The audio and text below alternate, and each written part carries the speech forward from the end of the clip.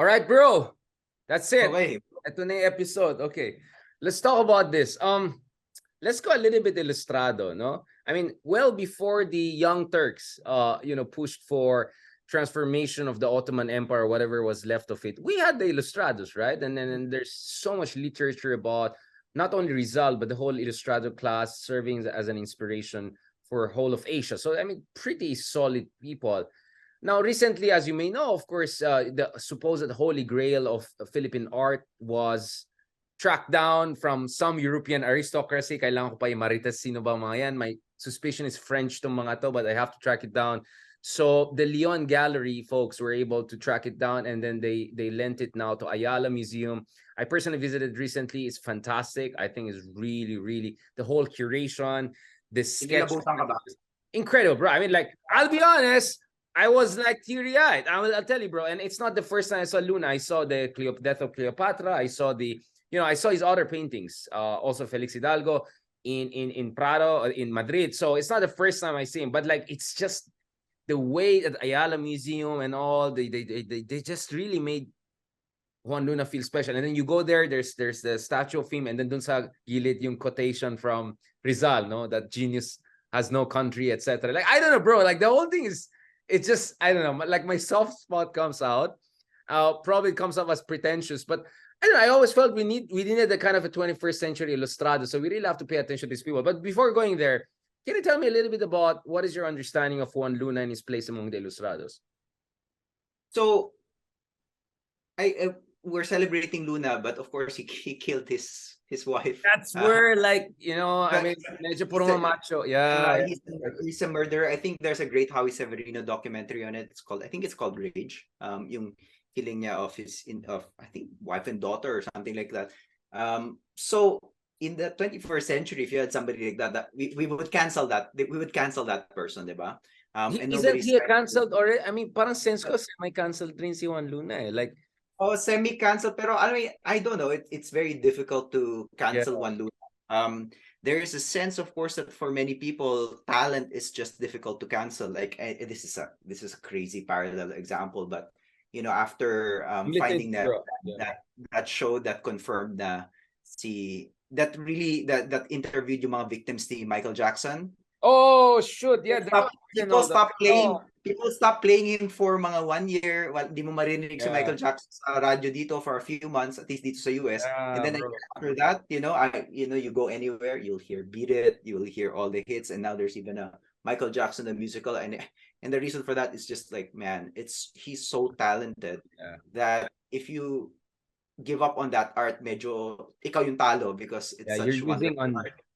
So baka, I think maybe the Philippines is it's kind of in a similar position, right? If you try to cancel Juan Luna's art, sino talo? In many ways, yung sambayan ng Pilipino, because if you cancel that art, you deny yourself access to such beauty, diba? So I'm not gonna say whether or not I agree or disagree. But where do you stand on that? The author art kind of the whole debate. Or is it a case-to-case based? Like, I struggled on the Heidegger case because I was very influenced by Heideggerian philosophy. But I mean, he was a horrible person, whatever. So, I mean, ako case to case. So, for example, Woody Allen, Annie Hall. I love Annie Hall. I'm never gonna give up on Annie Hall. Pero Manhattan, wherein the Woody Allen character has a relationship with a high school kid, I can't watch Manhattan anymore. And you mean pedophilia? Pedophilia? Parang I think 18 or parang somebody na very young. Parang 18 na ata. Pero parang it's still very uncomfortable. As much as, I love the shots. Manhattan is black and white film. So anyway, I don't know. And then on the Michael Jackson thing, I can't stop listening to it. It's just so good. So parang hindi ko alam on this issue. So maybe we shouldn't have brought us down that road. Itong issue of, can we enjoy the great art of bad people? But let me just talk about him in terms of as an ilustrado. Kasi John Schumacher said na you can kind of have the ilustrado, the great historian John Schumacher, you can have the ilustrado ideology into two phases. Yung unang phase is the phase where you're talking to Europeans, and the point is you want to show that Filipinos are Asian Spaniards and that they belong to Mother Spain. In other words, Filipinos wanted Spaniards to think of them the way they thought of Catalan. Yes, we have our distinct culture, but we are Spaniards nonetheless, and we're able to participate in metropolitan Spanish culture. And Schumacher situated Luna in that first phase because the style of Luna is, of course, to show that Filipinos could paint like Europeans. So if you look at, Luna, for example, he studied in Europe, and he tried to master the style of European masters, mga El Greco types, ganyan. So that's, Schumacher says that's first phase. Yung second phase, sorry, so first phase is beating them in their own game, kind of thing. Beating them in their own game, and effectively saying that, if you can recognize Catalan as a distinct culture while also being Spanish, you can recognize Filipino as a distinct culture while also being Spanish, right? And of course, yung political outlet nun was lobbying for representation in the Spanish Parliament or the Cortes, diba? Because yung representation in the Cortes is the ultimate kind of legitimation of that perspective, that Filipinos are Spaniards, right? And so therefore, ang kausap ko ng Spaniards, even La Solidaridad, diba, was, a lot of it was going into the Philippines, right, being smuggled into the Philippines, and there were Filipinos in the Philippines like Isabela de los Reyes who were writing for La Solidaridad, but mainly it was La Solidaridad, ang goal dyan is to advocate in Spain. Marcelo del Pilar is especially, mga ganyan. And then Schumacher says that yung second phase nun was when Rizal in particular started to want to talk directly to Filipinos. This was sometime, I think, in I would say 1892, thereabouts. Yung break was 1892, and yung quote dito kay Rizal is that the medicine must be brought to the patient, diba? So and that was partly wait, that's a quote from Rizal? Oh wow, that's a very good quote. Dapat ilapit ang gamot sa pasyente or something. I forget which language he used, but yun yung metaphor doon. He loved medical metaphors, of course, because he was a doctor. So of course, umuwi siya. And the Noli was kind of part of that, diba? Because yung Noli opens with Ami Patria. So ang audience mo doon, to my country or to my fatherland, Ami Patria, right? So napaka-clear na ng dedication. He wants to talk to Filipinos, and then after writing Noli, all roads led back to the Philippines na, right? So yun yung kind of second phase. So Luna is, for me, you can clearly situate him in yung first phase. Although may mga nationalist, may mga kind of possible paintings then that hint at a kind of more pro-independence nationalist position. Like for example, yung kanyang yung El Pacto de Sangre, yung painting where yung blood compact ni Legazpi at saka ni Secatuna. Right? So there are possible parang pro-independence. That's the break. That's the break from Madrid. Kasi there are two ways to read that. It's either you believe that the pact is sacred, or you believe that the pact has been broken, and therefore you can demand for independence. That's an interesting. I'll push back a little bit and say, actually, Juan Luna, I think, evolved, especially when he designed the uniform of the Filipino revolutionaries, right? I mean, and this is where I think I'm following Nick Joaquin, and the argument with Nick Joaquin was, for a very long time, the Luna brothers wanted to work it through the system. But once they all got tortured because they were implicated by Bonifacio, especially in the case of General Luna, they kind of switched and said, okay, let's go. Let's go for it. And so especially the time of Americans, no? That's where I think the Lunas go full on revolutionary mode. Yeah. But this is American time. So so the Joaquin there's an evolution is that the Lunas are extremely vague about the anti-Spanish phase of the Philippine Revolution, diba? Because he says that Joaquin says they're practically Hispanophile Creoles. So Creoles are Spaniards born in the Philippines, right? But because, or Spaniards born in the colonies. But because konti lang naman yung pure Spaniards born in the Philippines, when you speak of a Filipino Creole class, you're really referring to either mga may halo na, or people who just imbibe that broader metropolitan Creolist culture, right? So a Filipino Creolo need not be 100% white. And Nick is making the point that effectively the Luna brothers were Creole, and that you need to understand their resistance to Americans through the lens of Creolismo, which was a kind of attachment to a Hispanic Philippines. And of course, Americans were perceived as a threat to Hispanic Philippines. Yeah, and they were kind of like Bolivarian in that sense, right? Kind of like exactly classic Bolivarian or Marti kind of style. Now, what do you understand of his art as far as Juan Luna is concerned? Because I had Jorge Mojaro the other month when I came back from Madrid, and I don't think he was as impressed with Luna's ideas. It's too classical, etc. But for me, I think brilliant yung work ni Luna. I mean, I don't care if it's not cutting edge QBs and whatever, but I think that's where you come in, diba? Na, that was his thing. Eh. He wanted to show that I can beat you in your own game, and he kind of did that, right? Actually, I didn't know this, bro.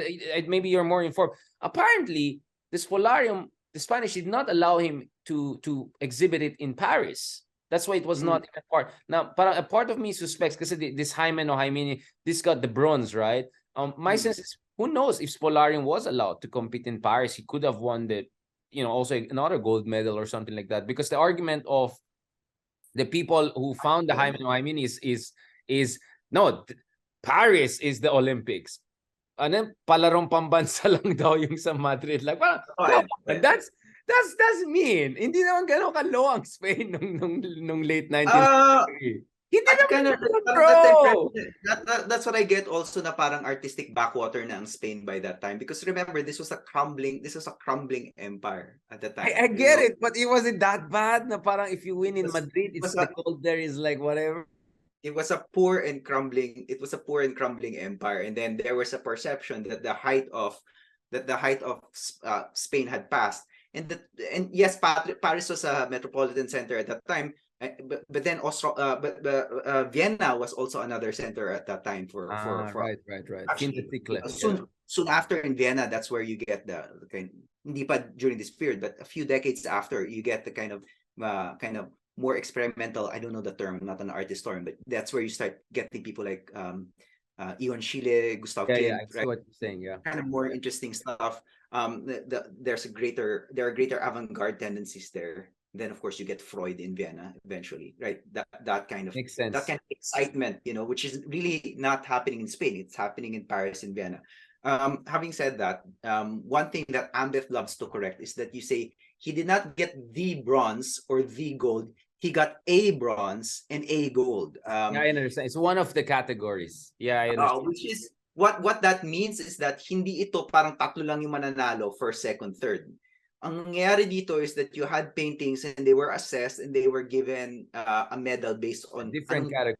What class the judges thought they belonged to. So, gold class, which means top tier, and then bronze class, meaning third tier. So, I mean, make of that what you will, but it's not the bronze, it's a bronze, right? That's what Ambeth always says. Although, in fairness naman, but I got to know that the category that Juan Luna was placing when he competed in Paris is like for the masters category. And the first time I heard about it was when I was reading about Picasso, and when he had his most famous painting also exhibited in Paris.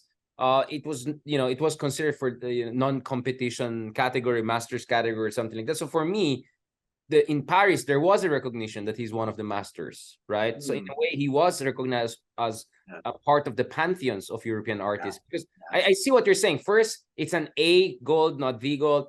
And B, well, he won it in Spain, blah, blah, blah. And C, he was... So these are the three arguments against Luna's work, no? I'm talking about just the work, not the person. And C is like, he was not really at the cutting edge of new...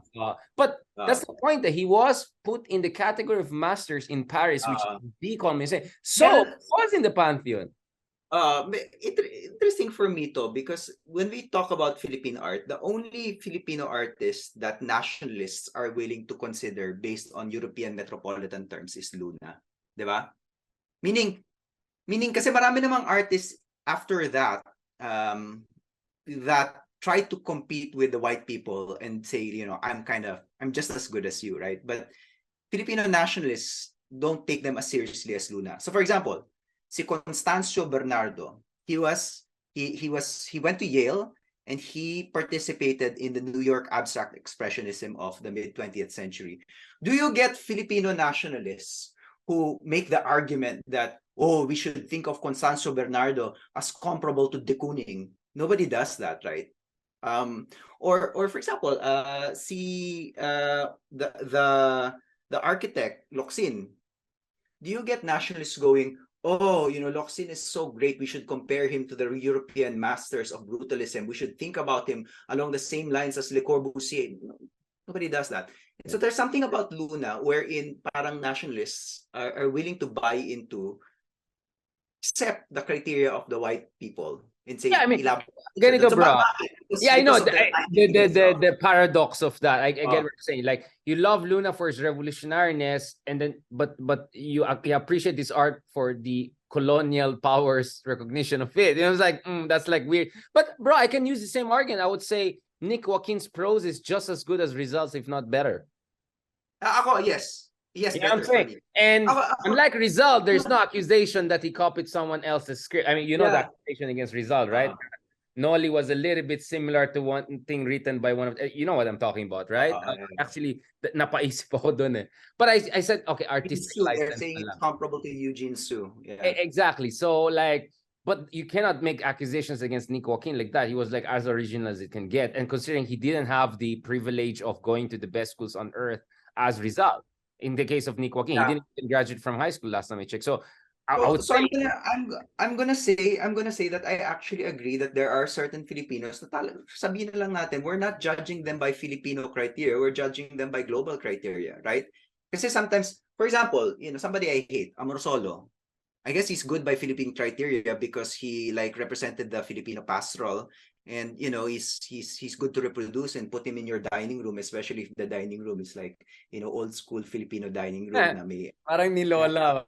May spoon and fork, di ba? Kung pwede siyang pangkatitahan. So yes, by Philippine criteria, it's great. Or somebody like whatever. I don't know. Sa Amosolo lang naisip ko. But there are really some Filipinos with Filipino artists who magaling lang sila, and they're not magaling because they represent a distinctly Filipino experience, or they make a particular argument to Filipinos. They're just good, and I think we should start doing that from time to time. Yes, Okay. some artists need to be assessed based on how they respond to Filipino realities and how they talk to a Filipino audience. I think the Eraserheads, especially the early Eraserheads, should be assessed based on that criteria. But there are certain artists who I think na parang ang galing mo lang on a global level, and you should be and your criteria should be like, can we compare them to certain masters who have gained recognition globally? I think definitely Woman Who Had Two Navels, Nick Joaquin, should be assessed on that criteria, right? It should be comparable to Latin America, to Latin American literature, right? I think, I think somebody like Locsin should be comparable to Le Corbusier. The architectural, I think like somebody like, I don't know, I'm not so familiar with this, but I think Constancio Bernardo should be considered alongside the New York Abstract Expressionists because he was part of New York Abstract Expressionism. There are some people working in poetry who think Villa should be considered as part of kind of like beat poetry, New York beat poetry, and I think these are fair arguments. And so, can you make the argument that Luna should be considered part of the pantheon of kind of Madrileño Parisian elite painters from this period? I don't know. I'm not an art historian, so I can't assess the quality as well as people who have background in this. But you should be willing to make that position. Parang this is not just a Filipino artist. I'll ask you a question short, but let me just make an intervention first. The thing is, first of all, they didn't have Rizal singing praises to them, right? The Hotel Ingles speech of Rizal was like, whoa. So I think the Rizal imprimatur kind of further glorifies the achievement of Felix Hidalgo and of course also Juan Luna. But the other thing, I don't know, bro, for me, greatness is not only what you achieve for yourself, but you achieving it for yourself, but also for something bigger than yourself, right? So you tick both artistic, aesthetic, and political boxes. And I think that's where Juan Luna is special. But having said that, this is my question, and you can see what the question is already implying.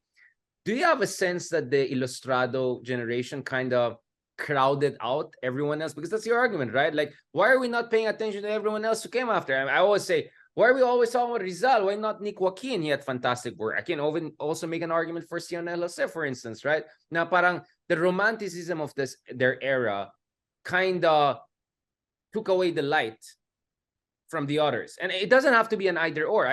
For me, we have to have greatness every generation, right? If greatness has no country, I would say greatness has no generation too. Each generation will produce, ganda nun, ah. I like that. Let me note that down. Right? Like greatness has no generation. Every generation is creating its own greatness. So why are we always going back to them and assuming they are the gold standard when they did their thing during their time and we are all doing during our own time, right? I guess Yeah, and sabi ko, and then as I say, there are naman like people like Luna na who will just beat the white people at their own game until today. And we should celebrate that. But if I were to push back a little bit, all I'll say is that we do celebrate people like Luna, and I think the person we celebrate in the same way maybe Sina Rizal celebrated Luna is Lea Salonga. I Lea thought Salonga. I thought you said Manny Pacquiao. Well, Manny Pacquiao, yeah. Pero in the artistic realm, like Lea Salonga, Lea Salonga. I remember I took a music class under Jim Paredes in college, and Jim said there are kind of two ways in which a Filipino musician makes it big internationally. Either through either the Freddie Aguilar route, where you write a very Filipino song called Anak, and then it gets translated, and then that's what becomes globalized. Or you have, or through the Lea Salonga route, where you're just so good, you beat the Westerners at their own game, you win a Tony, right? So you yun yung two models there. Deductive, yes, exactly. And I think in a way, would you say ultimately we celebrate Leia more than Freddie? Even though both of them had like complex relationships with Duterte and Marcos. I mean, complex is a nice way of putting it, especially in the case of Fred Aguilar, right? Like, and Fred Aguilar is getting canceled for other reasons too, aside from Duterte, but I don't want to get there. Just last point, bro. Do you have like a soft spot for the Ilustrados? Like, how do you feel about our generation? I don't want to be presumptuous, but like, when you think of their generation, do you feel insecure that our generation is not doing enough, or you think we're doing pretty good given the circumstances we're also facing today? Because back then, their competition probably was smaller even than us, right? Like today, like there's so many, like ako, ang daming vloggers na kailangan ko i-compete, right? Compared to like, you get what I'm saying, right? I mean, this is a world of 8-9 billion people we're talking about. And it's not like before you make it to one elite school and then you're made. No, because there are like hundreds of elite schools around the world, right? So like, I get it that they deserve recognition, but I hope people also appreciate what we're facing. Yes, we're not under American or Spanish colonialism, but our generation is also dealing with the loss. I mean, in short, what is the argument for the millennial Ilustrado? Like, I don't know. Wala, Brad. Let's tayo. Ewan ko, ako historian ako, so I'm just like gonna say, we probably all pale in comparison, and wala tayong magagawa. It's over. Historian, you're not gonna convince a historian to write about any other generation the way they write about Ilustrados. That may be an unfortunate truth, but it's just so, I think it's just so reified. And part of it is deserving, at least when it comes to Rizal. I think Pepe really deserves the kind of adulation just because yung breadth, depth, yung scope, grabe. Yep. Talaga. Tsaka, of course, yung bravery combined with the kind of bravery that you don't see with the other people. So this is a kind of rare combination of universal genius and bravery. Na parang ang hirap tawaran. Audacity and genius and talent. Yeah, that's quite. Yeah, I would say you're right. I mean, you're right. I think we will all be. I mean, we'll probably all. Most generations of Filipinos will be dwarfed by the big giant in the room, and that's Rizal. And I do think the Rizal deserves pride of place, diba? Sabi nga ni Nick Joaquin, he was the primus inter pares of the Ilustrados. And absolutely. Absolutely. So, well, I'm just saying, like 100 years from now, what can our generation do to be worth remembering? Like, especially like the historian, the Leloy of 2123 or whatever. Because again, bro, the reason I'm talking about this is because aside from the Ilustrado, the other comparable group that has inspired me a lot, you can already see it here, is the Russian intelligentsia, right? From Turgenev onwards, right? And today, I look at Navalny, and I would say he's continuing the same spirit. I mean, literally, Navalny now is somewhere in, I don't know, Siberia, whatever, and he's reading the spiritual books. Like, you can imagine, through his mind and soul, is passing the same light that passed through the soul of Dostoevsky, right? Before he was executed. You get what I'm saying? Like, there's this intensity and seriousness about Navalny that helps me imagine Dostoevsky or Tolstoy at their finest moment. You get what I'm saying? Like, when I watch Navalny at his craziest audacity level, it's like, No, shoot. I see what Dostoevsky and those guys were talking about. Like, Interesting. you get what I'm saying? Like, I think this is where the comparative in me comes in. No, like, parang that's the comparison I'm looking at. Like, because the Ilustrados were just as amazing as the Russian intelligentsia, and more than 100 years later, you have someone like Navalny who uses TikTok to challenge Vladimir Putin and KGB. So like, so parang you're saying na because they got Putin and we got BBM, you know what I'm saying? Like, we got Duterte. You get what I'm saying? I'm just saying, like, in Russia, you're seeing the recurrence, almost eternal recurrence of the same serious, almost, I mean, how could I put it? Like, almost transcendental spirit of defiance that we saw with the Russian intelligentsia. So there are two groups that, I mean, all due respect to the Young Turks, I have a lot of respect for the Young Turks and what they did in the Ottoman Empire. I mean, like, you know, I have ancestry from a region there, whatever. But my point is, the Russian intelligentsia were always my inspiration. And I always look at the Ilustrados, and then I'm looking like 100 years later, Russia is still creating great people. Can't we do the same thing? I mean, we're not as big as, but you get what I'm saying? Like, I'm just coming from that angle. Maybe I'm just hallucinating, whatever. You tell me, bro. Well, Brad, pero Might make sense. I would agree. We have a heritage, and all we can do is draw from it, and you know, let the people after us decide how well we've drawn from that heritage of critical thinking. Carol Howe, diba? It's actually says na it's so difficult to define Ilustrado because Ilustrado. Some people say Ilustrado is expatriate, while Isabelo de los Reyes, his only experience abroad was when he was jailed abroad. He really didn't have expatriate experience. Well, he stayed on, but most of his career was actually spent in the Philippines. It's not necessarily class because you have somebody like Mabini who's not really that rich, and yet he's considered Ilustrado, right? It's not necessarily being metropolitan. It's not necessarily being metropolitan in origin because actually you have Bromdies like Rizal who become Ilustrado. So what is Ilustrado?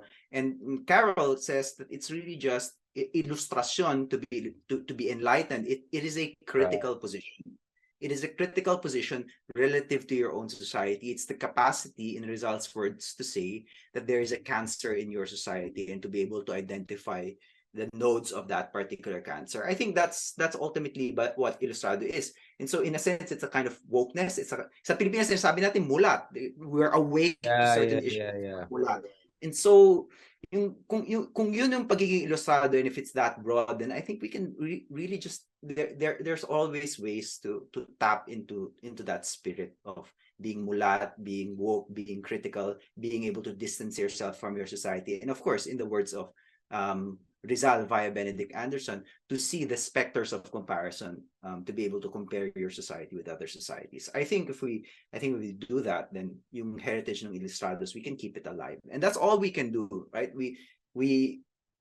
If we can compete with them, I don't think so. So if you can't compete with them, why don't you just channel them the way I think Navalny channels that exactly. Channeling, that's the exact word for that. I mean, for me it's homage, right? It's paying homage to them. Yun, I like that word. Yeah. It's homage. For me, it's homage. Like, we owe it to them. Na ayusin naman natin. Nakakaya naman. Let's not be so whiny. I don't even want to use the word woke. Like, I don't want to be whiny enough that, like, those guys faced horrible imperialism, racism, you know, all sorts of problems that thankfully we're facing at a far lower level nowadays, right? Whatever you want to say about new colonialism, racism, it's nothing compared to what our forefathers and foremothers were facing. So, yun lang. Sana one of the things I think we have to learn from them is grittiness. Not only but grittiness, like, against all odds. Damn, yeah, we're gonna beat you in your game, and that's really what I appreciate about them. And let's not forget, Rizal was younger than us, right? Like 35, 30. Yung isa pa, Brad, look to the world, diba? Megan Thomas, who Nexus. Great account of Ilustrados, diba? She calls the Ilustrados worldly colonials. I think that's such a great term to think about these people as worldly colonials. And if you look at the pages of La Solidaridad, it's not just about the Philippines. It's about Cuba. It's about all of the colonized world. So there's really this sense that you really can't learn about your country unless you're learning about the world. So compare, read international news. I mean, this is the entire point of this podcast. You can't understand your country without looking at the world. Nexus, exactly. So I'm glad about this episode because it's also an homage to our own episode, which is an homage to, it's like much squared. No, I really appreciate it. Thank you so much. I mean, no, you know, genius knows no generation. Come on, I like it. I like our conversation because stuff Good job, Brad. there and like, oh yeah, that was at the back of my mind. So I'm very, very grateful for you. On that note, thank you very much, Luna, Lelo, on that fantastic exposition, right? Exposition.